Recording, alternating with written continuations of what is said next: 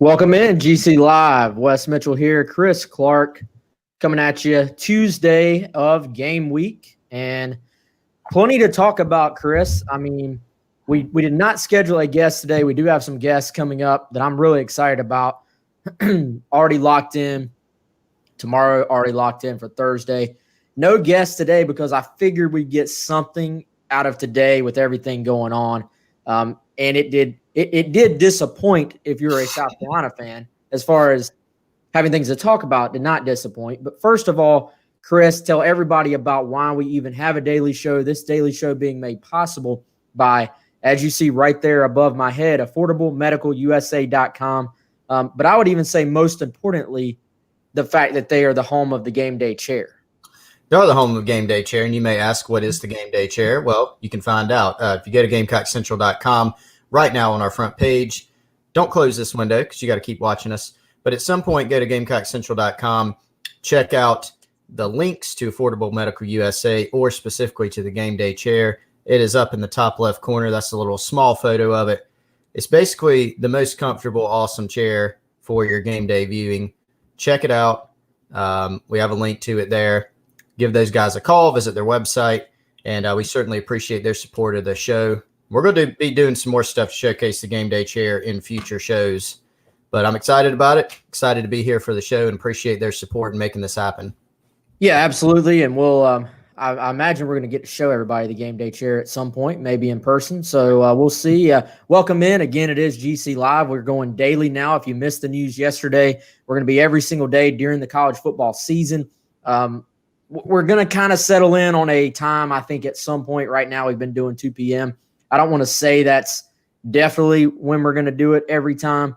We're sort of just, I guess, playing it by ear. But we'll see. Obviously, right now, if you're watching, we're live on YouTube, youtube.com/GamecockCentral, Facebook, Twitter/Periscope. And after the podcast is recorded, we are archived all over all the major podcast networks. So no matter how you're watching or listening, we appreciate you getting in. I see some names already in. Craig, Frederick, Kay Foster. I think that might be a new name. Greg Faircloth is not a new name. And so we appreciate everybody that's joining us. And I know everybody has really a lot to say based on when I tweeted out that Jalen Brooks is not going to be eligible to play this year, at least right now, is seeking the waiver from the NCAA. That was denied. They will seek to now have it, approved a different way. We don't ever know exactly what this paperwork looks like, but they are going to appeal it. And Chris, and I'll get into that in a second. So first of all, I give everyone permission if you want to comment. You will not be banned, I don't think, for getting upset. But what were your thoughts on Jalen Brooks? And were you surprised that it came down as a denial? Surprised that it came down as a denial this quick? I mean, I know fans were getting tired of having to ask the question about it. But compared to some of these other waivers, man, it was a fairly quick no, I thought. So what was just your initial reaction on what I would say is probably the biggest news we got today? I was not surprised at the denial at all. It's hard. Again, we talk about this all the time, man. There's not any rhyme or reason, to what the NCAA does. Maybe they have some sort of internal protocol, and they could really do themselves a service to the public. Not that anybody would necessarily buy it if they did explain it a little bit more, just their general processes, but they don't. And so it's left open to interpretation. And what most people see, and I think there's, some teeth behind this, it's largely arbitrary, subjective, whatever word you want to use to describe it. So I was not surprised at the denial.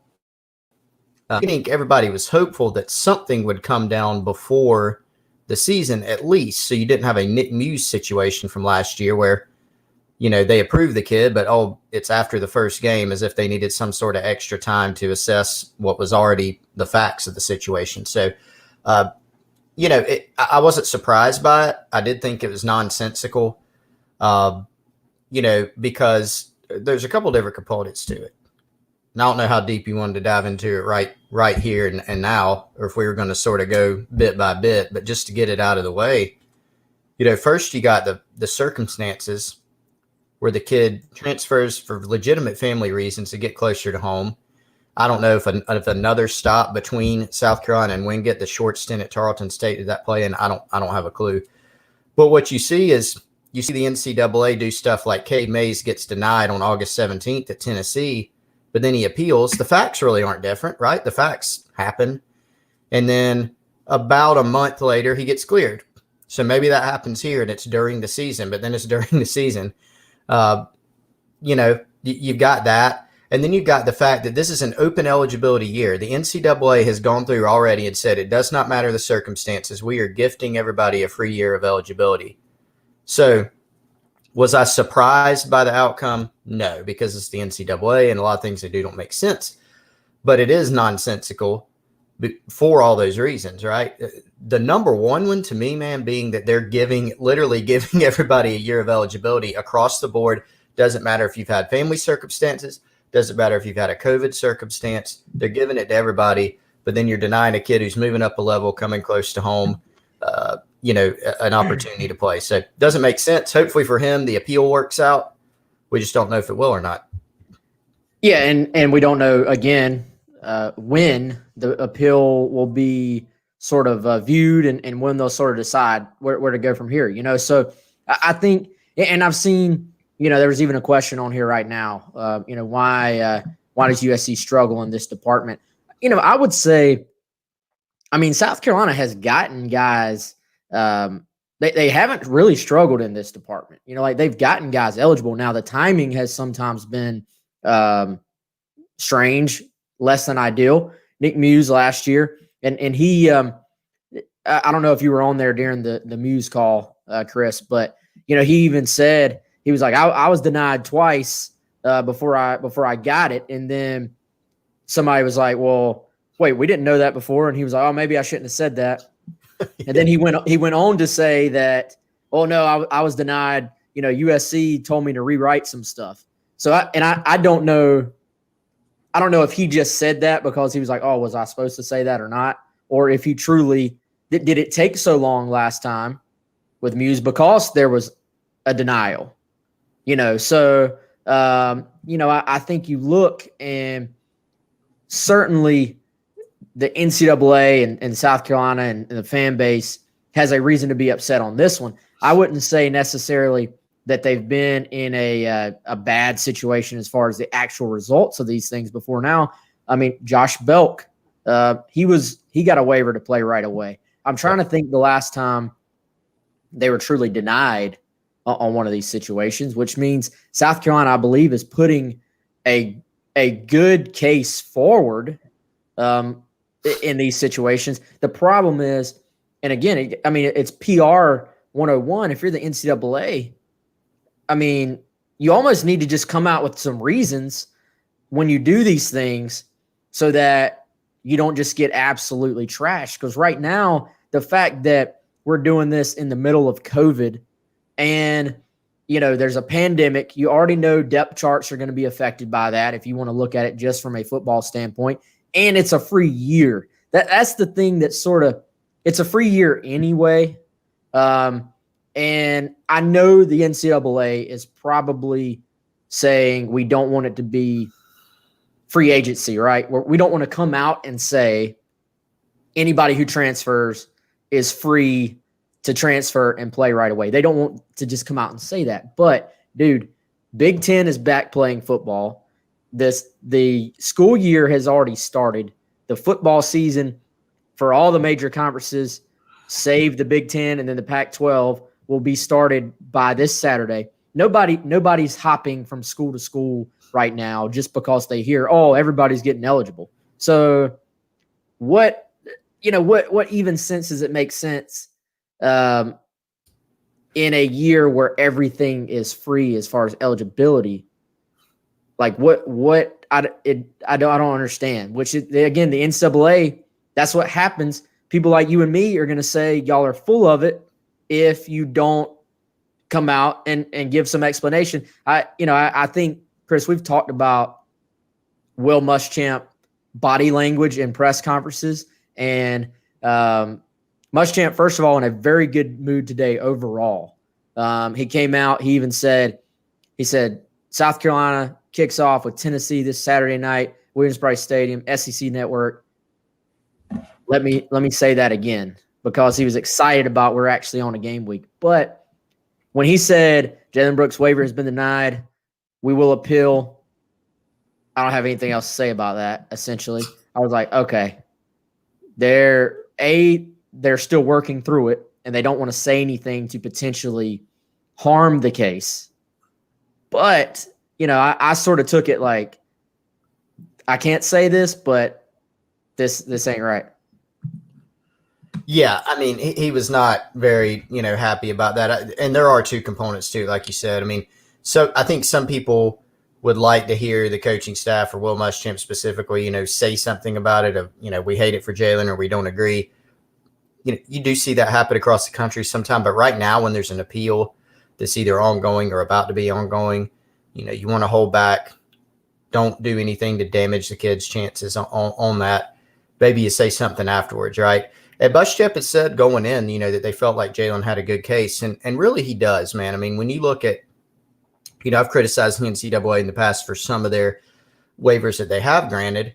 And I've only done that because relative to some of the ones that you do know about where there's, a tragic circumstance or something like that. I mean, Luke Ford, who transferred from Georgia, back closer to his home state of, I believe, Illinois, that was one that was just completely nonsensical. I don't know all the Justin Fields or the Tate Martells and all those different types of things. Maybe there were other things that went into it, but those things weren't publicized. And so, we take what and when that there's some kind of circumstances with a kid that's, gives him a legitimate reason to move. It's not just a free agency type thing. It's not just, I want to go play at a different school because things aren't going well or whatever it may be. And that makes it difficult. And like you said, man, when they open it up and they just gift everybody free eligibility, it makes it an even worse look, for the NCAA. So I don't really anticipate them changing how they do things because they're pretty, stubborn with it. But you hate it for Jalen. At least they knew. Look, here's the thing. At least they know where things stand right now. Okay, because this is something that we've talked about. That Muschamp has mentioned.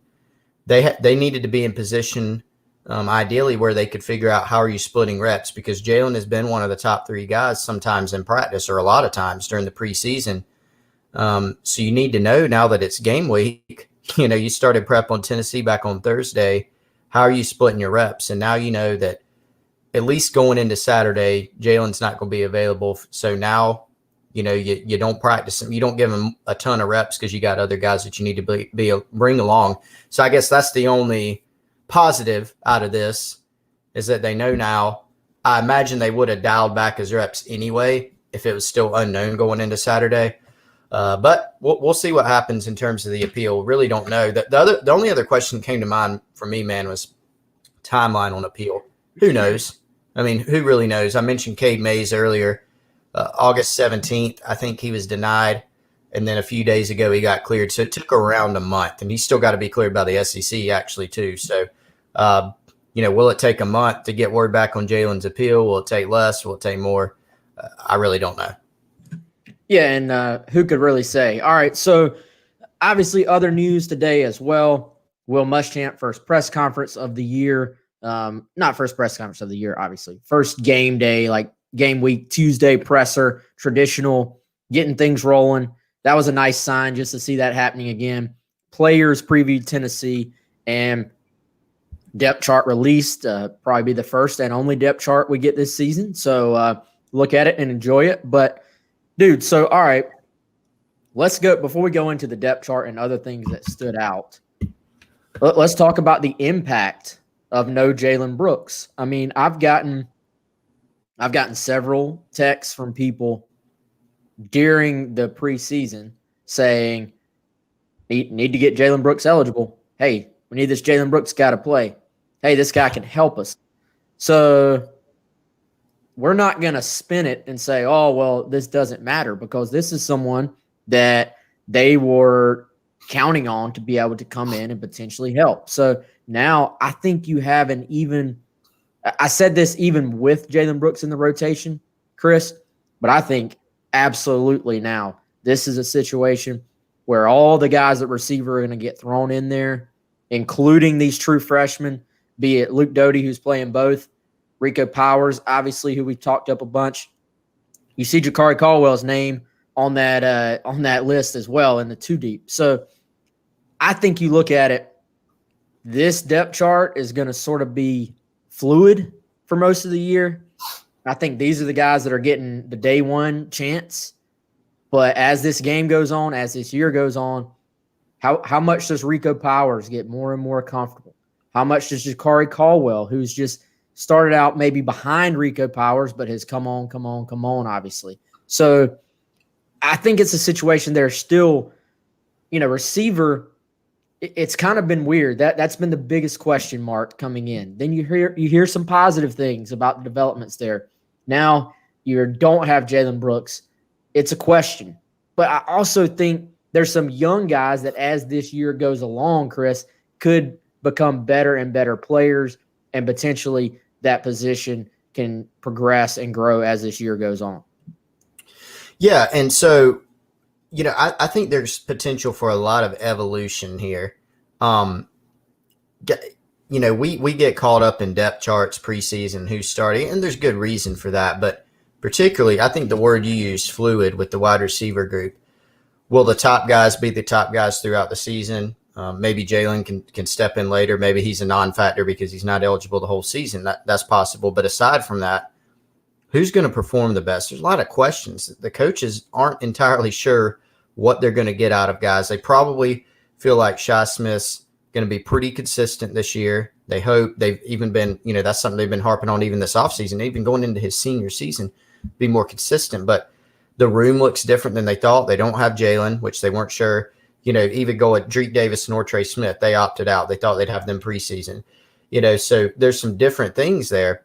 And the guys that start, one or two of them will, I think Xavier and Shi are going to be the starters, but how much do the other guys play?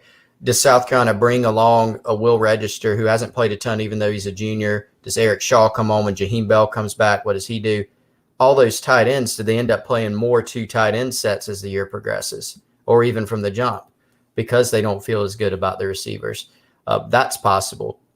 You go back to, remember, Wes, what was that, was that 2016 when Jamari Smith started in the slot for South Carolina that year? Yeah. And he unfortunately he had a couple drops in the game. He just seemed to lose a little confidence, and then he wasn't much of a factor. He began the year as a starter, thought that he had a chance to do some good things. And so I'm not saying that to pick on him at all, just as an example of, what you think you may have at the beginning of the year can certainly change. And so if a guy like Rico Powers, Jakari Caldwell, join, or see how much receiver Doty ends up playing in game situations, if they get opportunities and they make the most of it and they show themselves to be reliable playmakers, then they're probably going to get an opportunity to continue playing more. Josh Van's one that K Foster 1313 mentioned. I still think Josh Van's got a lot more talent than what's shown on a consistent basis. So can he take advantage and sort of take an opportunity and run with it in a game? Yep. So just a little, there was already some pressure on those guys, man. A little more pressure added. Pressure to perform, and that they're going to be needed. I think you circle the tight ends, you circle the receivers.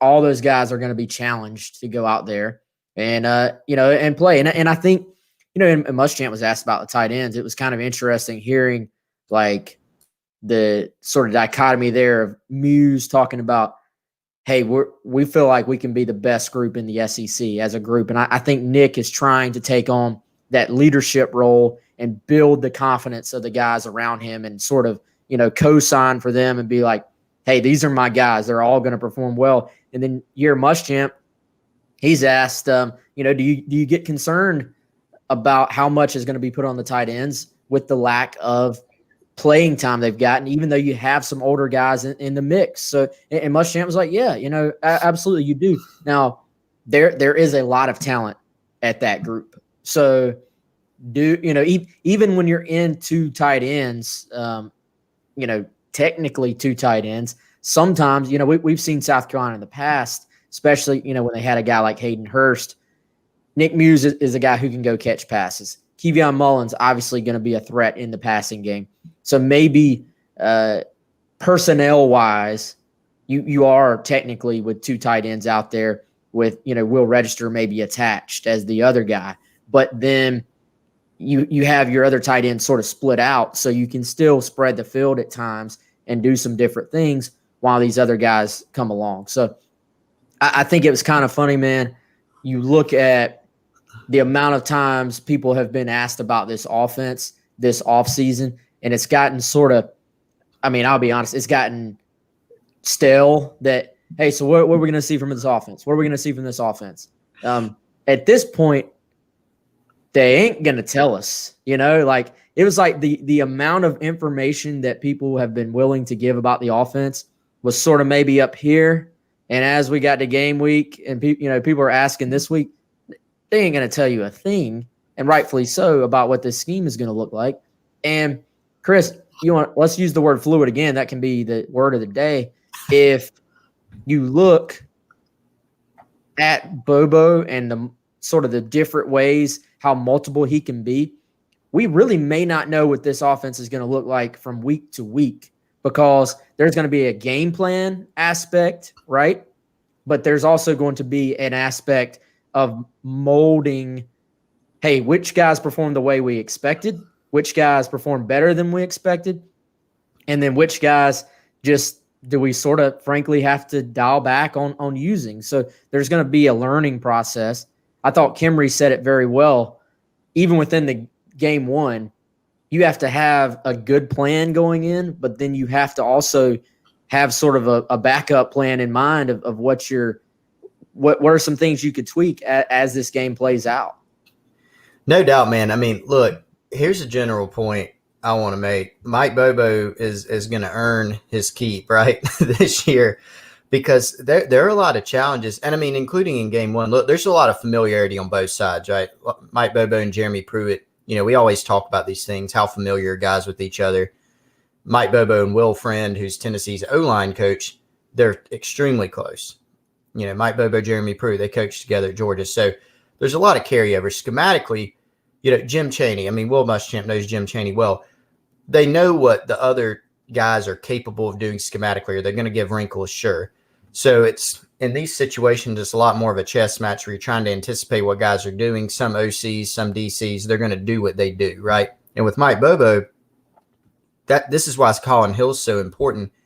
That does take out of the equation for him the question mark at quarterback, right? Because Ryan Holinsky's a talented guy for sure. We know that. We know he's got talent. But schematically, in game one in that scheme, you're not really sure. You feel more sure about Colin Hill. He knows what to do. Does that mean he's going to play well? Not necessarily. And then you got all the rest of the offense too. Run game, are receivers getting open? Are they separating? Offensive line protecting? It all has to work in harmony. But Colin Hill is the one guy he can point to, aside from Adam Prentice, and say, we know that these guys know what to do. So I think it's going to evolve week by week. But also, they do have to figure out how are some of these young guys going to perform when they put them out there the first time. We talked about this too, offensive identity, which really, as Muschamp pointed out today, your goal, your offense, score more points. That's how you get better. No matter what it is. But, they're going to have to try to find what it is they do well. I think going into this year, Mike Bobo alluded to it. This is before Marshawn Lloyd got hurt, before they had a starting quarterback, really. It was just sort of, we think we know what it's going to be. And I think, man, that was going to be a little bit more of a reliance on the run game, more tight ends, maybe a little bit more under center stuff. But Marshawn Lloyd's out of the equation. There's still some questions at tight end. I just think it's going to be fascinating to see what type of game plan Mike Bobo does put together, and then ultimately how it works, how it's executed. Yeah, and there's going to be some pressure there, man. I wonder if you were sitting down with him, having a beer, just talking, not in a media setting, how many offenses he's had that have sort of compared to this one going into a season. And I don't want to dog the guys by just saying, because I don't think it's quote lack of talent, lack of ability, but you would say where you have so many spots that have lack of proven, that haven't gone out there and done it in an SEC football game. And I think that's accurate and fair. to say that they haven't gone out there and done it in a college football game. And until they do, it will remain a question mark. So will be a lot of interesting things for him to sort of, I think, learn about his team going through game one. But if you're them, you're hoping you can still find a way to find that W while you're learning about this group. So, all right, depth chart comes out. So we'll hit on depth chart. We'll hit on injury report from Will Muschamp, and then any other thoughts on the deal as well from the press conference. All right, depth chart comes out. Anything, or what was your most surprise? I know there was nothing completely out of the blue, other than Nick Muse being listed as one of the backup long snappers. What was maybe your biggest takeaway from the depth chart? Well, I mean, number one was, Jalen Brooks not listed on it. So you go, what's up with that? Is it he's not cleared? Is it, they're just not counting on him? And we quickly found that out. So, I thought it was, I'll just say interesting. It wasn't surprising, but I was curious of how they would list the tackles along the offensive line. Would they go ahead and put Dylan Wonnum at left tackle as they did? Would they keep him at right? So what they did end up doing was putting Dylan Wonnum at left tackle, and they put Jalen Nichols or Vershawn Lee or Ja'Kai Moore. And, hey, actually, I don't know if this is just because it was alphabetical order. Vershawn Lee was listed above Ja'Kai Moore on the or. I'm thinking maybe just alphabetical order. But so I thought that was interesting, that they just decided to do that. Now, is that the combo that they'll probably go with? I think we probably think so, right, Wes? But Will Muschamp said that wasn't totally, set yet. Another, maybe two things that, again, I don't think surprising, but did catch my eye. Jordan Burch was listed as the Buck backup, and then Tonka Hemingway at defensive end. Now, anybody that's, followed our work at Gamecock Central knows that we've reported that Tonka made a substantial impression as a true freshman during camp. Staff's been really impressed with him. I think they've talked about that publicly some too, whether it's Will Muschamp or Travaris Robinson. But we've heard some things on our own as well about him. And so, he's ahead of, say, a Joe Anderson, a former 4-star who's been around. So and Jordan Burch, making the number 2 spot at the Buck depth chart. I thought those things were interesting, not terribly surprising, but just interesting. Yeah, I agree, man. And I think I'll go back to the running back spot, Kevin Harris or Deshaun Fenwick. I get the feeling, you listen to Bobo talk about Deshaun Fenwick, that they still think there's some more ceiling to go there. Like they've been trying to push all the buttons on Deshaun Fenwick because you hear, when the kid's gotten chances, he has put up yardage. Now, if you look in some of those games, there's maybe some more yardage to be had on the field, right? Where he's sort of gotten what was blocked for, but maybe needs to make one more guy miss, run over one more guy, get that extra yardage on the end of a run. And when they've talked about Deshaun Fenwick, they've been, just over the last few years, right, they've been complimentary of him as a kid, as him sticking it out. He's sort of got a new start under Bobo and now is trying to take advantage of it. But then you sort of hear him say, want him to be a little bit more consistent. Want him to run behind his pads a little bit more consistently was something I think last year was always talked about. But big kid, I would say pretty good athlete, can do some different things. So I think they just keep sort of trying to push those buttons with Deshaun Fenwick to try to bring him along. Kevin Harris, they've said he's the most consistent back multiple times.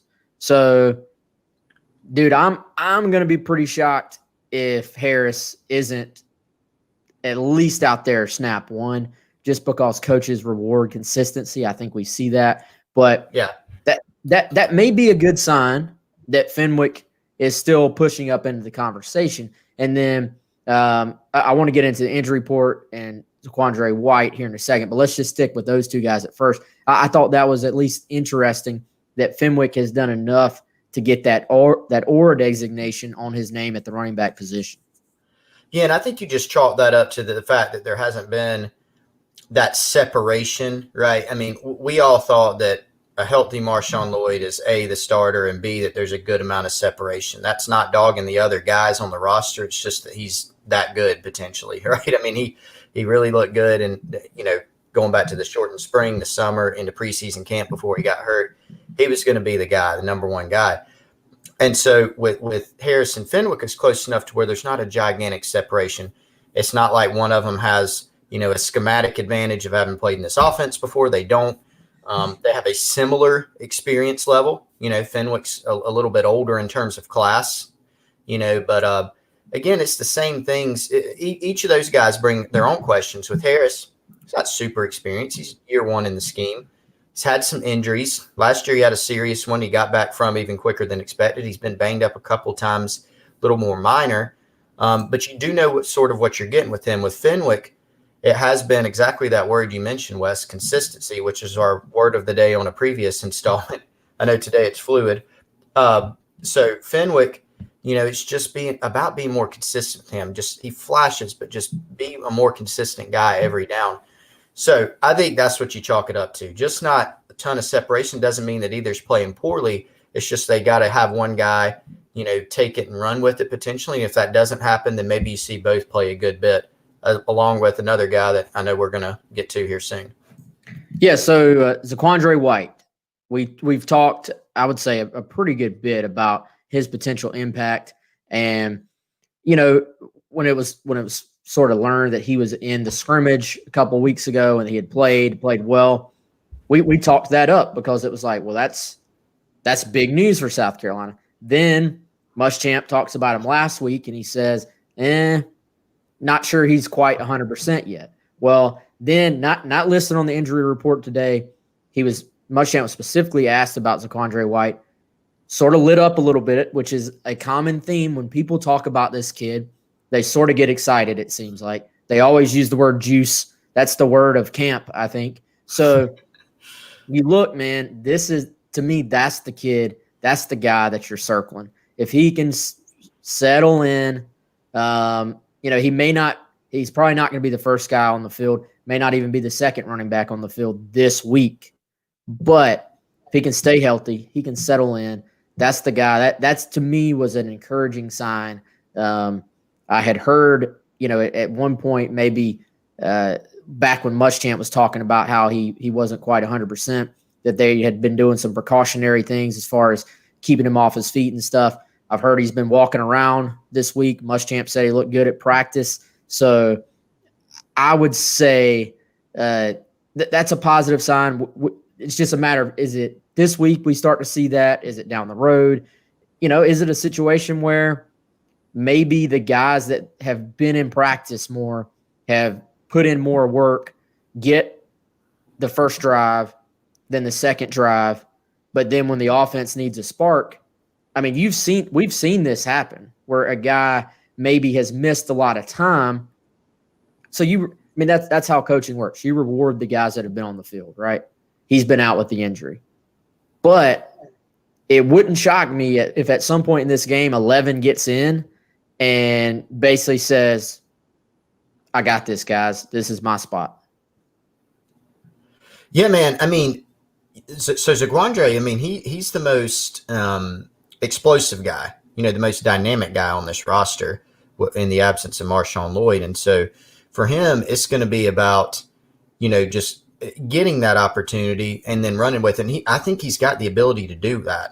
I mean, it's a kid who, is a highly recruited kid going to Florida State. So he does have experience, playing in a similar system. Some of the stuff that, concept wise, in terms of that pro style, that Jimbo Fisher ran at FSU and recruited him to that system, there's going to be some similarities in terms of maybe what you're asked to do in pass protection or how you're asked to run the football. We know ZaQuandre is a guy who can get out on the edge. He can run. He's also more powerful. We saw this from us that, he got a little bigger. He's better between the tackles than maybe you anticipated based on the high school film or just the reputation. So he could do all those things. For ZaQuandre, it was just about this. He wasn't around in the spring. He got there later before preseason, and then he's missed time. So you just, no matter the fact that he had experience at Florida State, had experience at junior college, you are stepping into a system where there's new terminology, new schematic stuff. You're in a situation where you've been banged up a little. So really, I think you hit the nail on the head with it. The guys that are probably going to be out there first are the guys that have been there and practiced a little bit more, that have been around Mike Bobo a little bit more, around Des Kitchings a little bit more. But there's a place for ZaQuandre White. There was a place for ZaQuandre White when the running back room was fully healthy, from what we heard. And they thought he could help this season. I think that's going to be the case. And I think as the season progresses, maybe even game one, who knows, he's going to have an opportunity that if healthy, he can continue ascending. And I think I wouldn't be surprised at all if he ends up being the number one guy, based on the plays that he makes. I think it's going to be a very fascinating race to watch play out at running back. And they need one or all of them to emerge, to have offensive success this year.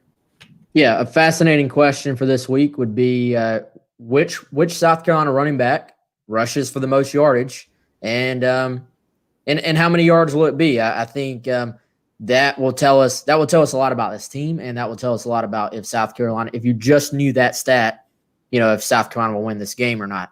Okay, so rest of the injury report, South Carolina, other than the known already that Marshawn Lloyd is out for the year, I would say relatively healthy as far as the guys they're counting on and have been game planning for having this week. Jamar Brown, they've known he's been out.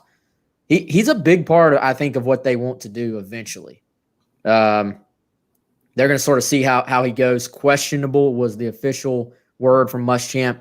Generally, that means, maybe another week, I think, but they're going to see how he does the next couple of days, see if he's ready. Alex Huntley rolled an ankle in conditioning on Sunday. He's out this week.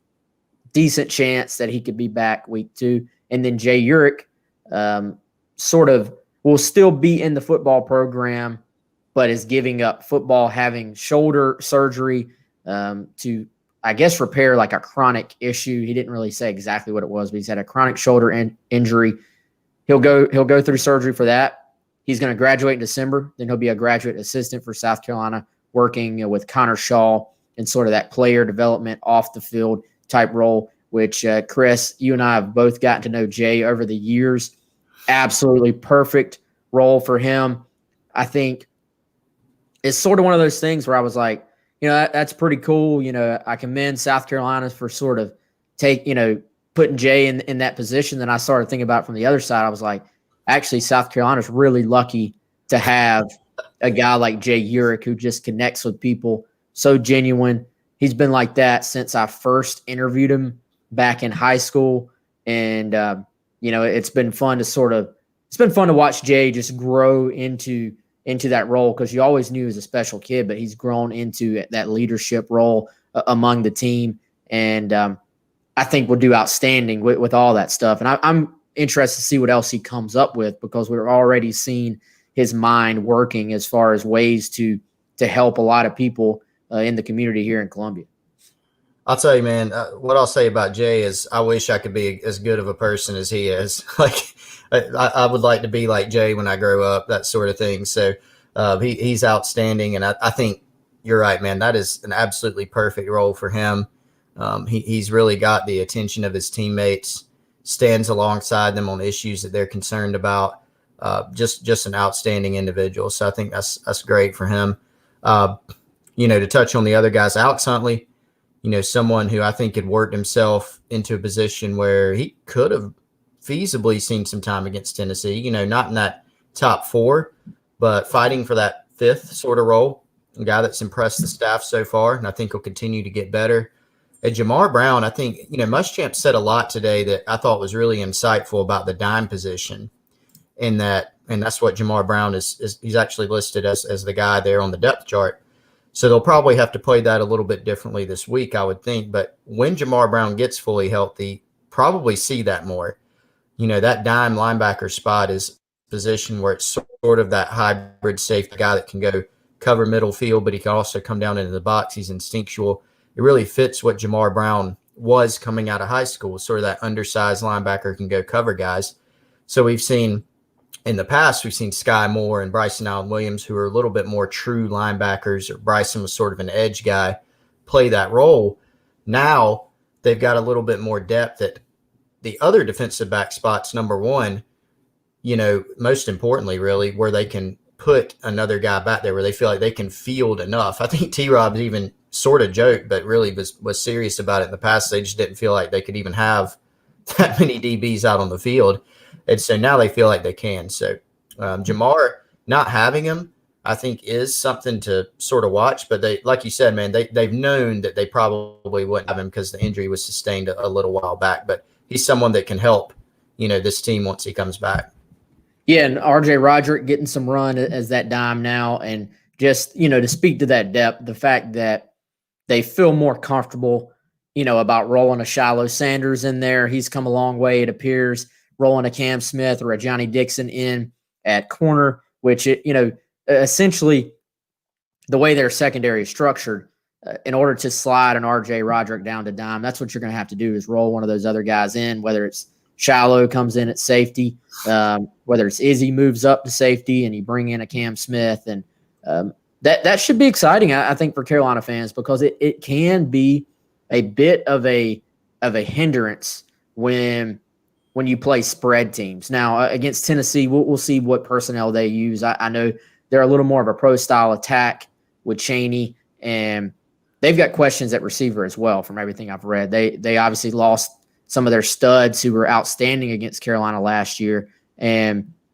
now they're replacing some guys. So we see a little more, double tight end, a little more full, a little more under center type stuff with them as well, potentially. We'll see. But against your more spread-based teams that can put 3-4 receivers on the field, I would say South Carolina at times has been at a disadvantage in trying to match up with those teams over the last 4 years. So that's something people aren't really talking about as much, but probably is a big positive for Carolina this year is when you do play some spread teams, you can actually, because, as far back as you can remember, it's like football 101. You really want to be able to match up where if they have 3 receivers on the field, you want to be in nickel, because that's basically 3 cornerbacks, 3 guys up close to them that can cover, one being a nickel back and 2 safeties. If they're in 4 wide, South Carolina, a lot of times, Chris, it seems like has stayed in their nickel, at least from a personnel standpoint.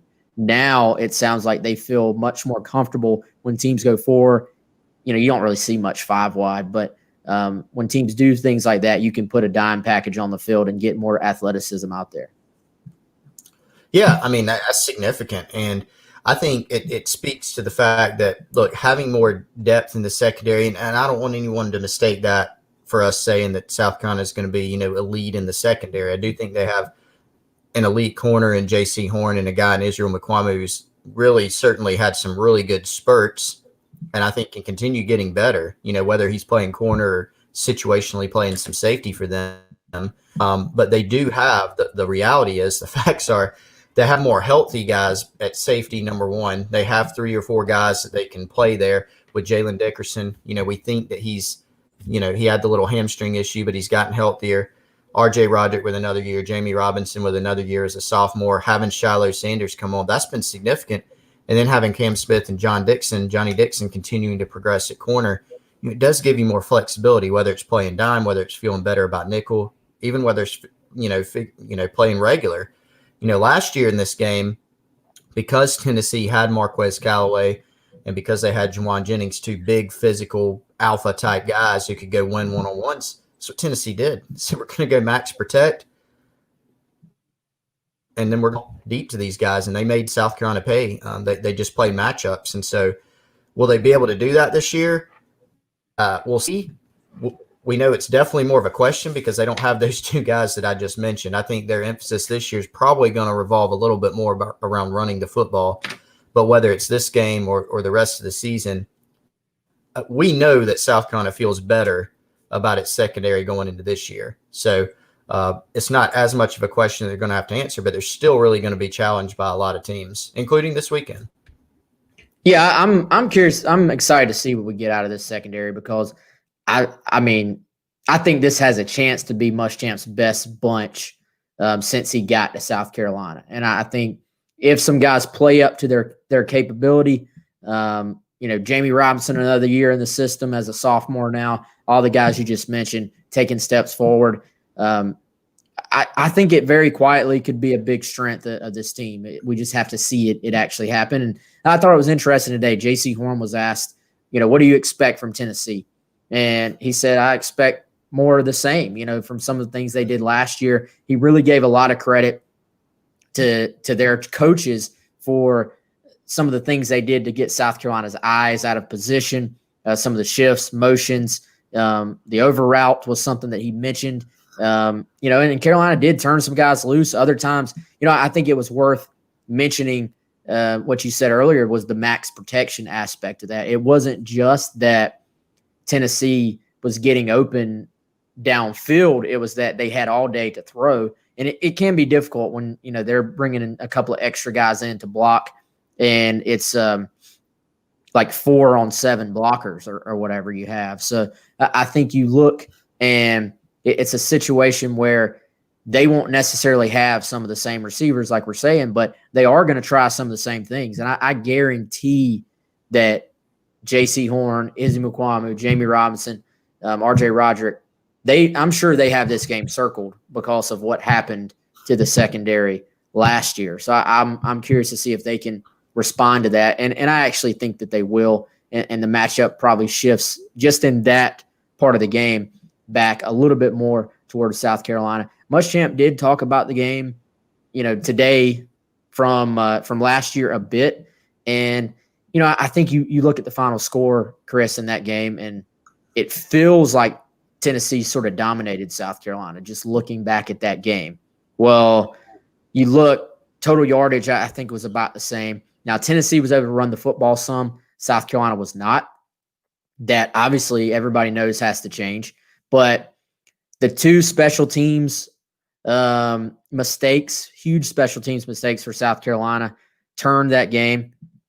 South Carolina goes into the halftime not only with the lead, but with momentum.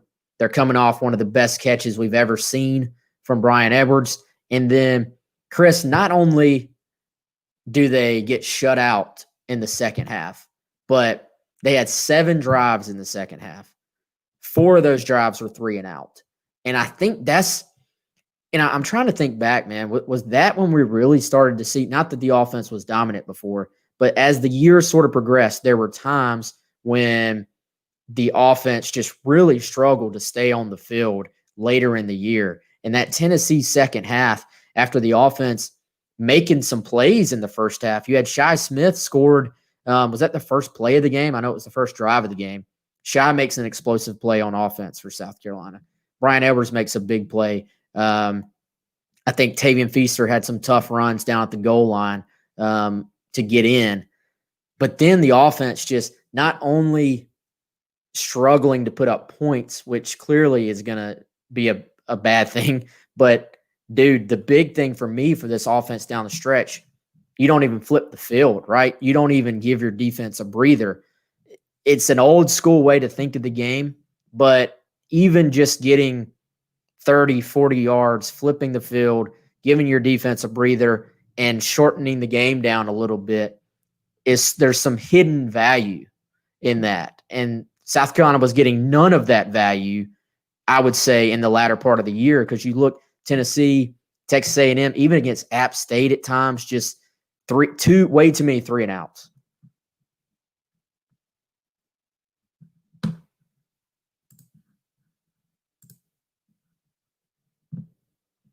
Yeah, you're still muted there, Chris. You got to unmute yourself, bud.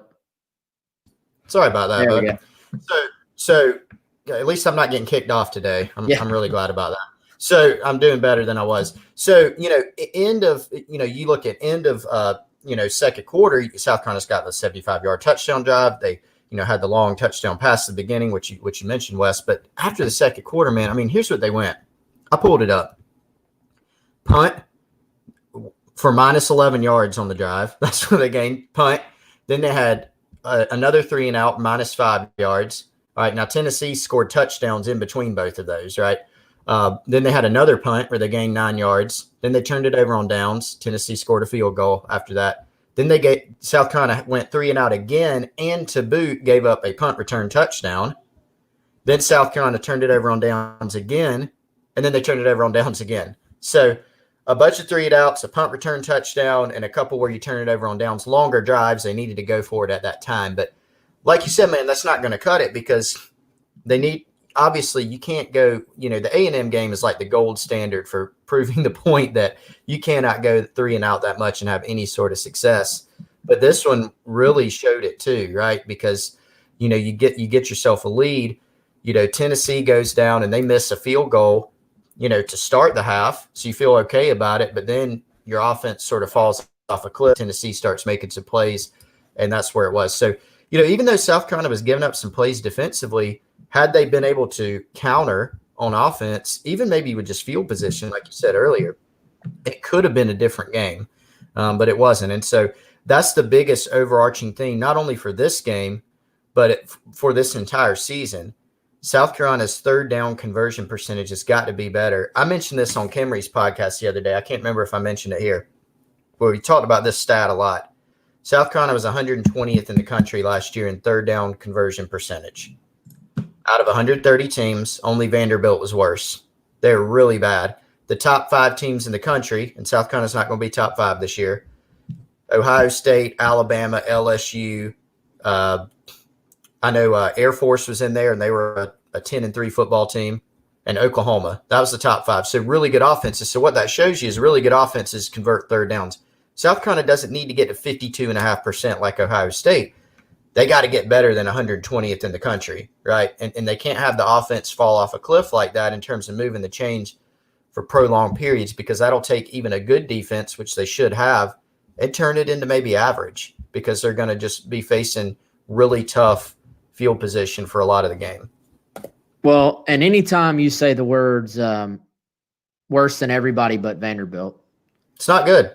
It's not good. No offense to the Vandy boys, but that's not sentences you want being said about your football team. So, and you look, man, I looked as well. You look South Carolina had more first downs than Tennessee last year. Very similar. South Carolina had 5 rushing first downs. Tennessee had 6. Both teams had 14 passing. Well, three of South Carolina's first downs are actually by penalty. But anyway, total offense, Tennessee with 88 more yards of offense. But time of possession, Tennessee almost with a 10-minute advantage in that area. And dude, the thing about this is you had, it was a punt return for touchdown, right? And the punt block, did it go for a touchdown as well, or it set up a touchdown? Yeah, I think that one just set one up. I don't believe that went for a touchdown directly. I think, but hasn't Muschamp mentioned special team scores? So maybe for some reason I can't think it. I can't. I remember it. I remember the play. I just don't remember if it was an immediate, like it was a touchdown on the play or a few plays later.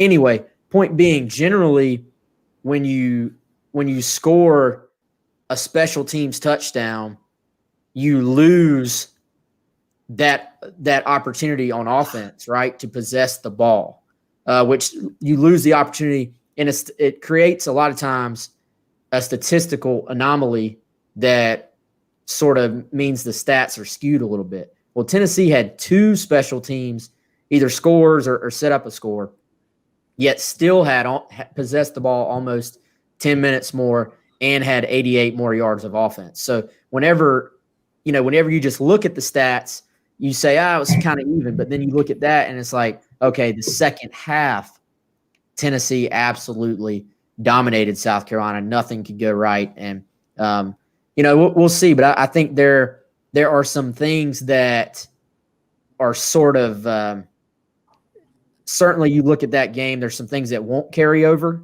but then there are some things from that game that if you're South Carolina, you better hope they don't carry over. Yeah, for sure. So, one that I think is going to carry over is the line of scrimmage, right?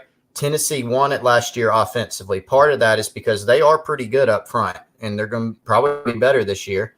They have a guy in Garantano that it's fascinating how polarizing he is, and I've even been hard on him sometimes, but his interception rate is the lowest in Tennessee history, like 2% rate. Doesn't turn the ball over a ton. He was 2 touchdowns, no interceptions last year against Carolina, and some other guys played obviously as well. But so that's something to watch. The sort of battle up front, how Tennessee plays it, how South Carolina can counter. South Carolina last year, their rushing totals were a little bit skewed because of some sacks, but Tavian Feaster had a decent game. I think he was 4.2 yards a carry. They didn't have Rico Dowdle in that game, which was significant. Mon Denson didn't do much, and that's not all his fault. And then Ryan Holinsky was under pressure some and gave up some sacks. So they ended up with 2-something rushing yards on average. I think it was 2.4, 2.6. Not good enough. So we've talked about running the football a lot, the turnover battle. 2 teams that could be evenly matched. They have some of the same sort of strengths, have some of the same sort of weaknesses. There's some schematic carryover on offense and defense maybe. And so when that happens, I tend to gravitate towards who can run the football, possess it, and move the chains more, and then turnovers, because that's the great equalizer. I mean, it's an equalizer when teams are not as evenly matched. When teams are evenly matched, typically that means the one that is going to take better care of the football is going to be in better position. All right, so we're going to do some rapid-fire questions real quick, if that's cool, Chris. But first of all, let's tell everybody about what we have planned for the rest of the week. I'll tell them about Thursday. Chris, you want to tell them about tomorrow? Yeah, sure thing. What do we have going on tomorrow, Wes? You got to remind me. Well, we got our Tennessee insider. Yeah, we got our Tennessee insider, Austin Price. Sorry, I got the days mixed up there. I knew the people, but not the days. So Austin Price from VolQuest.com will be on with us. He is, really dug in on their football and on the recruiting side of things with the Vols. Really knowledgeable. He's at Jeremy Pruitt's presser yesterday on Monday and does a really good job with those guys. So we're going to pick his brain about the Vols. And so if you got any questions about him, if you want to hear any insight on the week 1 opponent, we'll be taking care of that for you with Austin. Yeah, and so Thursday afternoon, we've got our old Gamecock Central pal, Alyssa Lang, who has obviously done a great job with the SEC Network. I think has her own radio show deal going as well. We'll ask her about all that. Has been on SportsCenter, and she also will be the sideline reporter for the game on Saturday. So I'm really excited to have Alyssa on. We had her on, I think that was maybe last year or the year before when Chris and I got the 107.5 special. And so really excited to have Alyssa. I'm sure she'll have some really good insight both on this game and on the SEC as a whole as well. So we should have some great guests. Not sure yet what we're going to do on Friday. We're still sort of working through some things there. All right, so real quick, we'll run through some questions. Greg had asked, is the waiver evaluated week to week? I don't think it's evaluated week to week. South Carolina will very quickly work to take what feedback they have gotten from the NCAA and then resubmit, a waiver / appeal in this case. Now, exactly how that works and what the timetable, some of the timetable is hard to say. Chris, wouldn't you say just because we almost forget these are human beings who are going into a desk job and have to literally read it and then ask questions. Maybe they have to respond about certain things. So there is a process here. Yeah. So it's really no real way to sort of guess even how long this may take. As far as Mullins, I don't think they'll move him back to receiver. That was a question. We also had a question about Mike Wyman at wide receiver. Why not start him? Some of the other guys are just ahead of him. I think you look even at the other freshman, Rico Powers, Jakari Caldwell are both already on the 2 deep and guys that I think are going to help this team this year. But Mullins has done a really good job at tight end, it sounds like. And I think Mullins is going to be on the field, I would say sooner rather than later for South Carolina. Let's see. Did you see – I know we had some more questions, Chris. Did any pop out to you?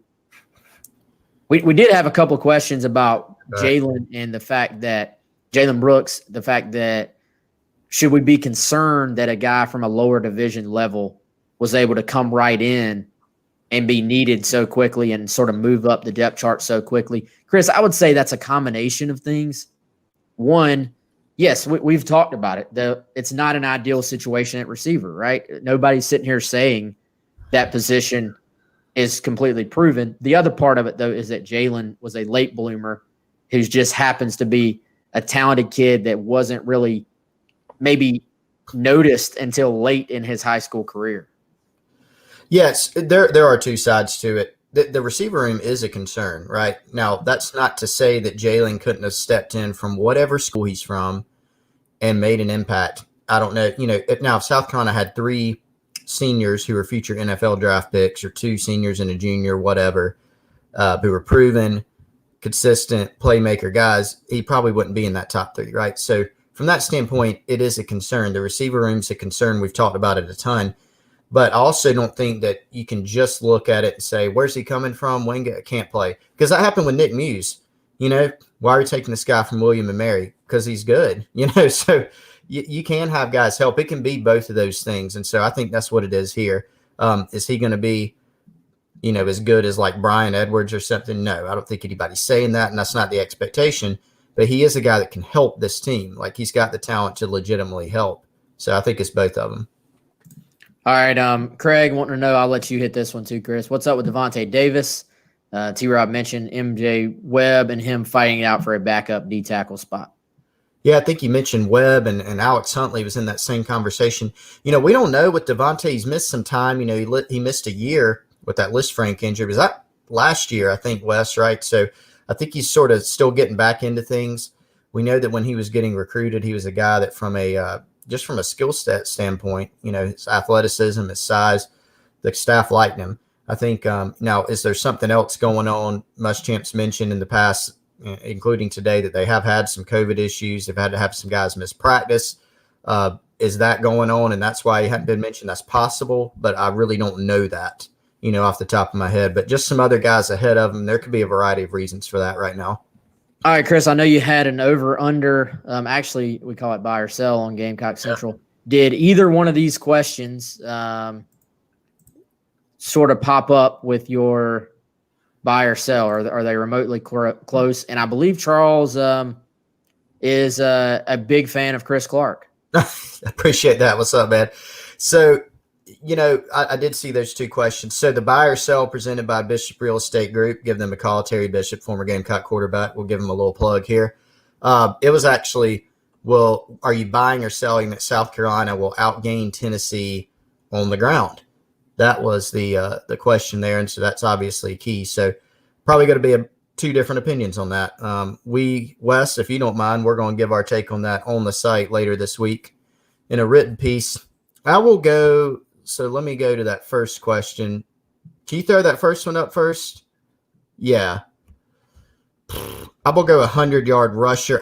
I'm not convinced that they'll have a solo 100-yard rusher. I would maybe say total, I don't know that I see 275 yards passing in game 1. And that second question, 10-game season. I mean, let's say if they have bowls and there's a bowl game, that'd be 11. You'd be averaging around 120 team rushing yards a game against all SEC defenses. So there's no chance to pad it with 250 yards against somebody else. Charleston Southern was like 700 yards rushing or something like that. Oh man, that is tough. I'm gonna say. What would you say? I'm gonna go just under. I'm gonna go like 1,100-ish. Yeah. Do you know what they rushed for last year? No, I thought about looking that up, but then I was like, you know what? It's too skewed because of those. Like if we're looking at overall statistics, I felt like it was too skewed because of Charleston Southern. We could probably go game by game here, though, if we can find it. I'm going to say over. I'm going to say yes, just because I think they're going to be hard-headed in the run. I think they're going to have to be, frankly. And I think there's going to be some times when the fans are probably a little bit annoyed by the offense when they look and say, hey, why are we still running the ball? Why are we still running the ball? Why are we still running? That may be the best way to win, is to shorten these games, give the defense a chance, and try to win 21-17, So that may be the formula for South Carolina. All right, rapid fire real quick. Is Gwen 54 hurt? No, I don't think so. He's actually was mentioned on, what was that, the Sunday deal. Muschamp does his show as being, was that the best offensive player this preseason? Yeah, he's the Terminex Pest, I think, player of the preseason on offense. It was him on offense and Brad Johnson on defense. All right, so Gwen should be good. Had a question. Do you think we'll use 2 quarterbacks to throw them off? I think you could see Luke Doty possibly out there if that's what you mean. I think that Hill and Helinski are so similar in skill set. You're probably not going to do a whole lot of trading off.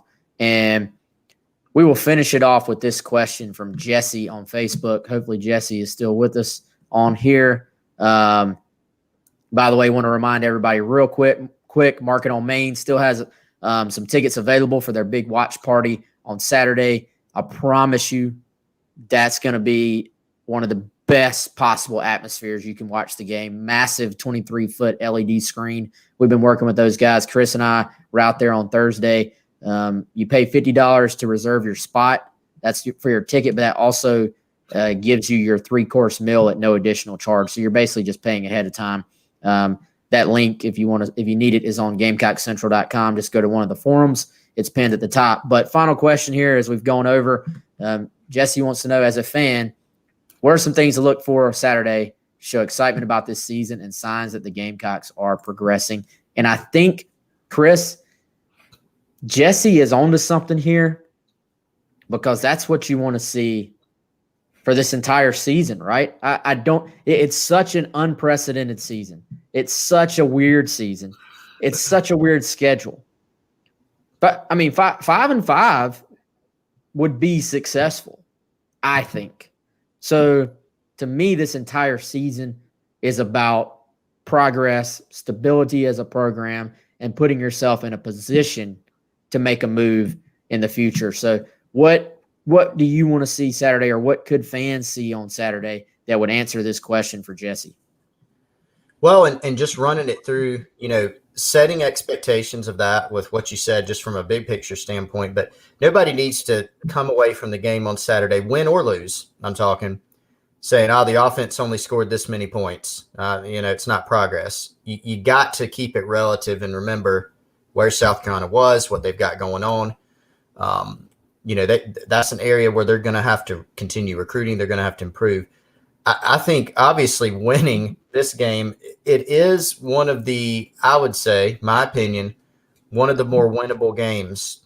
Tennessee, I think, is a good team, but winning would fix that. And now they could go out and lose all other 9 games, and then it's not really showing progress. But a win would go a long way towards doing that. Can South Carolina compete and still lose, and you feel decent about it? Yes. But I think just showing the offensive sort of system of Mike Bobo, playing sort of a clean game, that would make people feel good. But ultimately, man, I mean, progress by fans is going to be measured with wins or losses. And so this is a really important game for a lot of reasons. On-field recruiting, stabilizing things, that's important. And as Trey pointed out here, a positive for everybody.